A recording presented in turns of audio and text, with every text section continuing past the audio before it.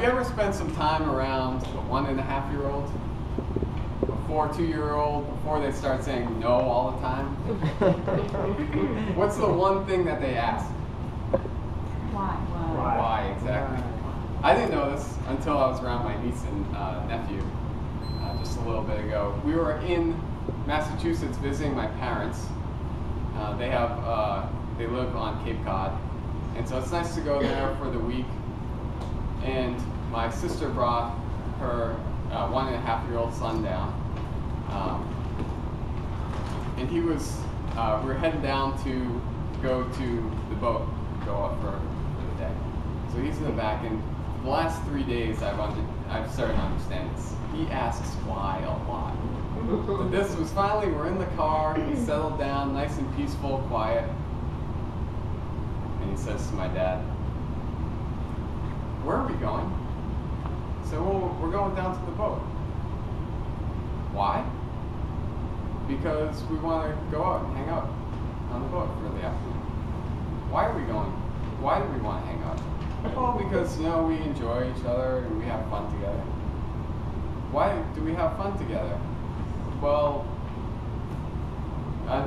we like each other's company, and why? Well, at that time, my dad just sort of trailed off. And in the back seat was my sister's other child, Remy. She's about 7 years old, and she said, "After about the third why, you just kind of stopped." It was really funny, insightful comment. My dad's the nicest guy in the world, so he's just easy to egg on and keep attempting to answer without stopping. But it made me think, because I was going through sort of an insightful period about how I personally learned at the same time. And it was really interesting to see how much they asked why and how much more they got out of that point. So I heard someone on NPR the other day talking about learning. They said when we're young, we're very curious, we want to understand, we want to ask why. As we get older, instead of being curious, we want to sift through information as quickly as possible. So we're taking in information, we're sifting through it, and we're making a decision. And less about understanding the context as much as just trying to make a decision. And so the answer to the question, why ask why, is because we learn better that way. 2 ways that we learn better by asking why. The first way is that we understand the context of the situation.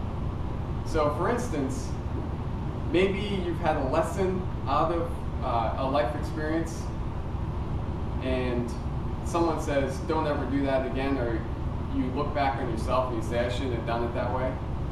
But it's really important to understand why. And we'll go back to Mark Twain. If you heard about Mark Twain's cat, he got on the hot stove and jumped off, and then he never got on the cold stove again. And the idea is the cat didn't really understand the context. He thought, well, the stove is hot, or not even the stove is hot, the stove is painful, I'm going to get off. But really the point was that at one point the stove was hot, and then it's cold. And so if we have a lesson that we learn, we should understand the context so that the next time we're in that situation, we can understand whether or not that lesson applies. And the second reason that we learn better when we ask why is that it helps us to remember the situation. So have you ever had a time in your life where you learned, but you haven't really learned, where you're just trying to pick up facts?